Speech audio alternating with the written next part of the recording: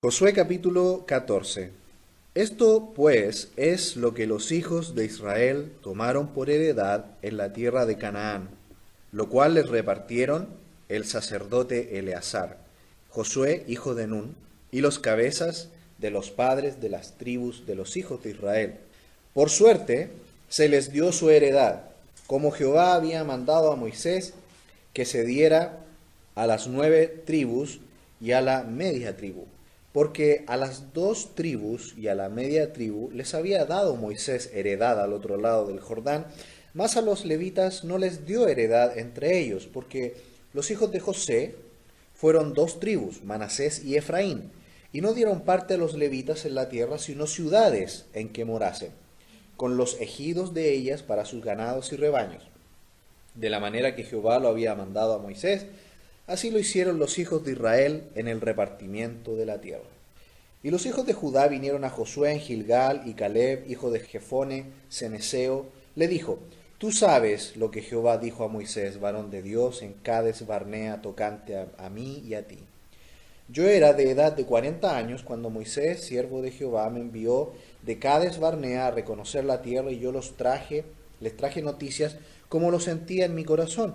Y mis hermanos, los que habían subido conmigo, hicieron desfallecer el corazón del pueblo. Pero yo cumplí siguiendo a Jehová mi Dios. Entonces Moisés juró diciendo: Ciertamente la tierra que oyó tu pie será para ti, y para tus hijos en herencia perpetua, por cuanto cumpliste siguiendo a Jehová mi Dios. Ahora bien, Jehová me ha hecho vivir, como él dijo, estos 45 años desde el tiempo que Jehová habló estas palabras a Moisés, cuando Israel andaba por el desierto, y ahora he aquí soy de edad de 85 años. Todavía estoy tan fuerte como el día en que Moisés me envió. ¿Cuál era mi fuerza entonces? Tal es ahora mi fuerza para la guerra y para salir y para entrar. Dame ahora, pues, este monte, del cual habló Jehová aquel día, porque tú oíste en aquel día que los anaseos están allí, y que hay ciudades grandes y fortificadas. Quizá Jehová estará conmigo, y los echaré como Jehová ha dicho. Josué entonces le bendijo, y dio a Caleb, hijo de Jefone, a Hebrón por heredad. Por tanto, Hebrón vino a ser heredad de Caleb, hijo de Jefone ceneseo, hasta hoy, por cuanto había seguido cumplidamente a Jehová, Dios de Israel. Mas el nombre de Hebrón fue antes Kiriat Arba, porque Arba fue un hombre grande entre los anaseos, y la tierra descansó de la guerra. Muy bien, en esta noche vamos a hablar de que la obediencia trae orden en la vida y fuerza. Vamos a ver en primer lugar en los versículos 1 al 5 que obedecer al Señor trae orden y prosperidad. Obedecer al Señor trae orden y prosperidad. Y finalmente, versículos 6 al 15, obedecer al Señor trae fortaleza a la vida. El libro de Josué entonces hasta aquí es una gran bendición ver cómo Dios toma a su pueblo, lo restaura, lo mueve, lo pone otra vez en la tierra prometida que juró a sus padres, donde por su linaje vendría el Mesías tan esperado, el Mesías que traería la salvación a todo el mundo. Nosotros que ya estamos de este otro lado de la historia ya sabemos que el Señor ya vino, pero este es el origen, ¿no?, de cómo Dios cuidó al pueblo, cómo cuidó este linaje para que se estableciera y se cumplieran cabalmente todas las profecías tocante al Mesías. Se nos dice incluso el lugar exacto donde iban a ser. En el libro de Miqueas, iban a ser en Belén. Y todo eso está claramente escrito a través de todo el Antiguo Testamento. Aquí encontramos entonces que el pueblo está viviendo en plena obediencia. Fíjese en el versículo 1, está Eleazar representando al liderazgo espiritual del pueblo, porque Eleazar es el sumo sacerdote. Está Josué, que de alguna manera representa el liderazgo militar o político, si se quiere, del pueblo de Israel. Y luego están todos los padres, cabezas de las tribus de los hijos de Israel, todos en un mismo sentir, en obediencia al Señor.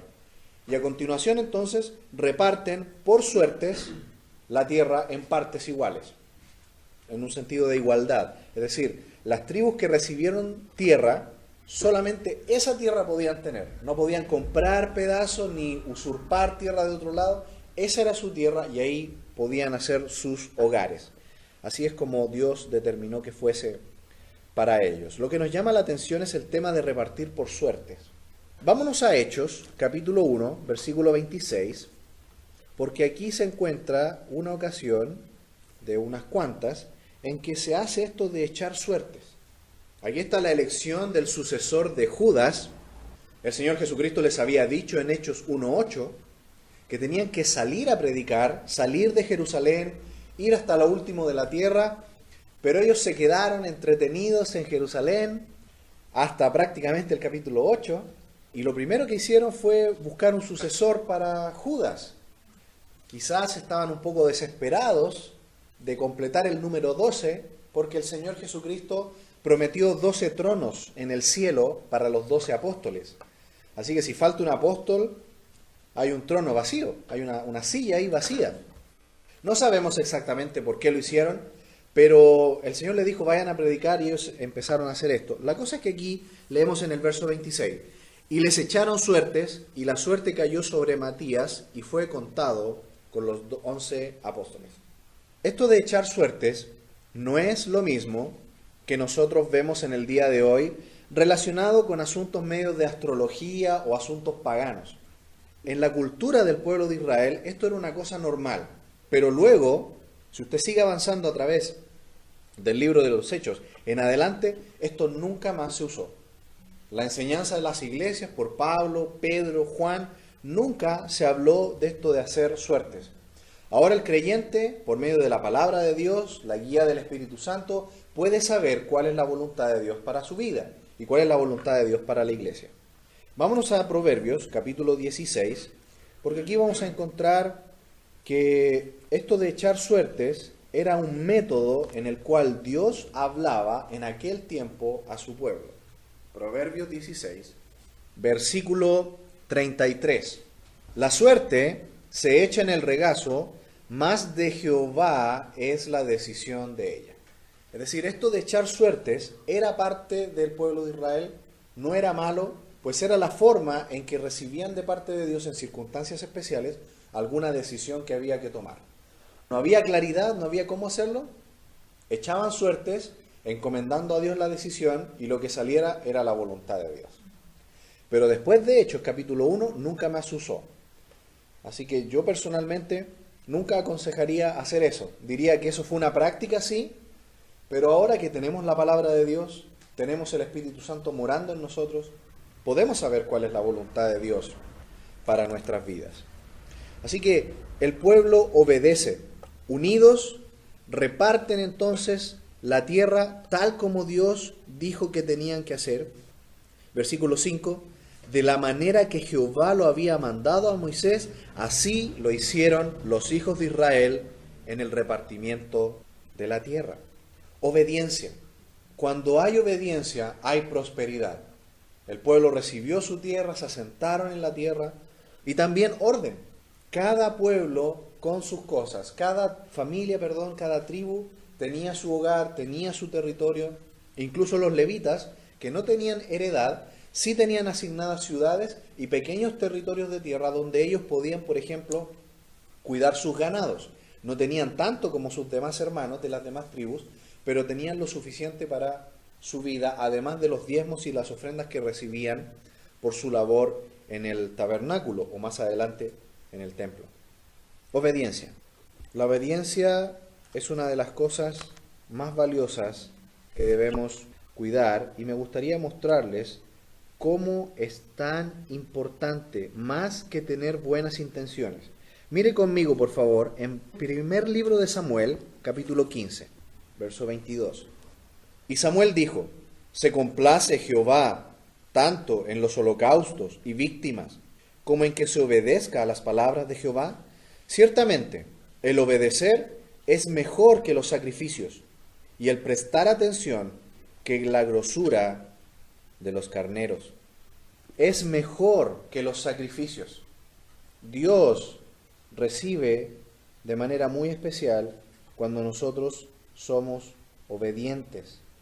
Es el mejor sacrificio La obediencia, cuando nosotros nos rendimos al Señor, es lo mejor que podemos hacer. La obediencia. Dios se complace en la obediencia. Un versículo más, Eclesiastés, capítulo 12, verso 13.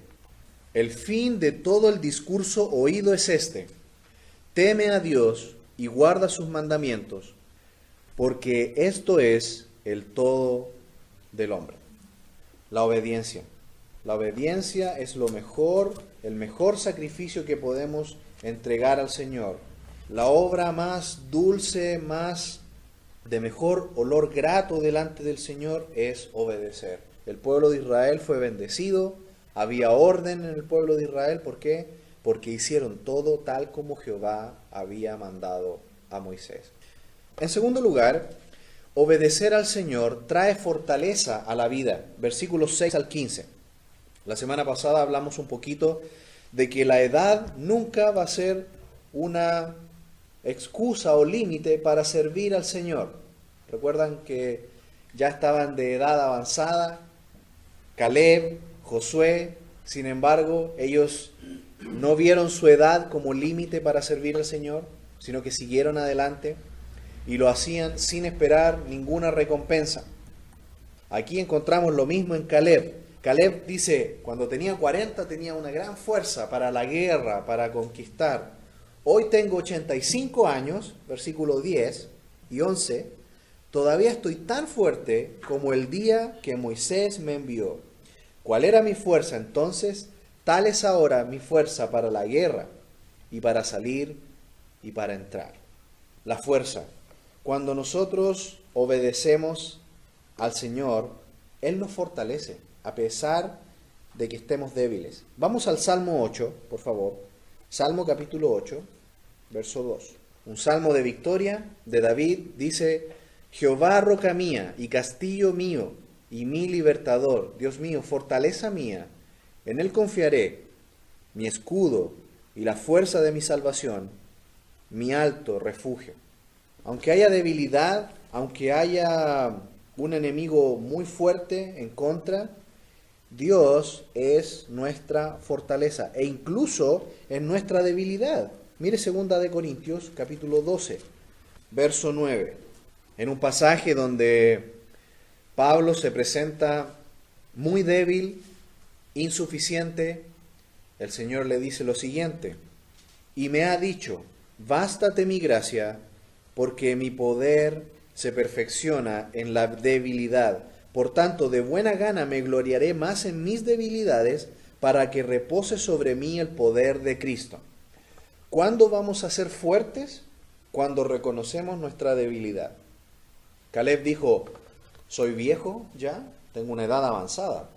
Vimos en el Salmo 90, versículo 10, que está establecido para los hombres que vivan 75 años y 80 años los más fuertes.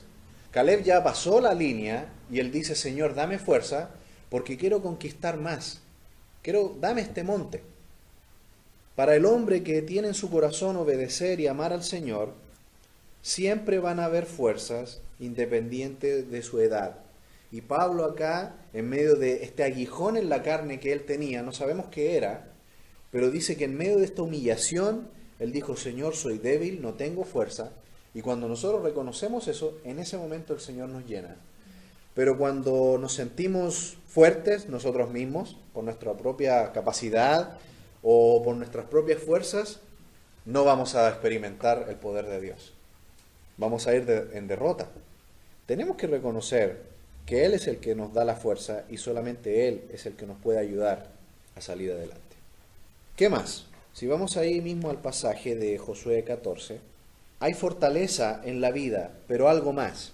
¿Qué fue lo que destaca tanto este libro sobre la actitud de Caleb? Versículo 8.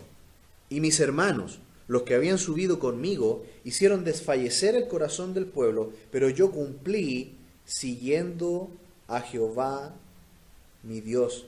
Entonces Moisés juró diciendo, ciertamente la tierra que oyó tu pie será para ti y para tus hijos en herencia perpetua, por cuanto cumpliste siguiendo a Jehová mi Dios. Aquí nos da una pista pequeña, ¿no? ¿Cómo podemos apropiarnos de esta humildad de reconocer que Él es nuestra fortaleza para que Él nos llene? Seguirle, estar con Él, buscarle cada día. Versículo 14.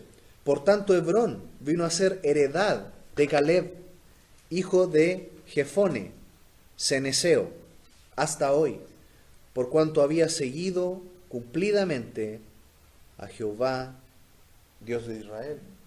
Seguir al Señor, estar cerca de Él. ¿Recuerdan cuando el Señor nos habló de la vid y los pámpanos?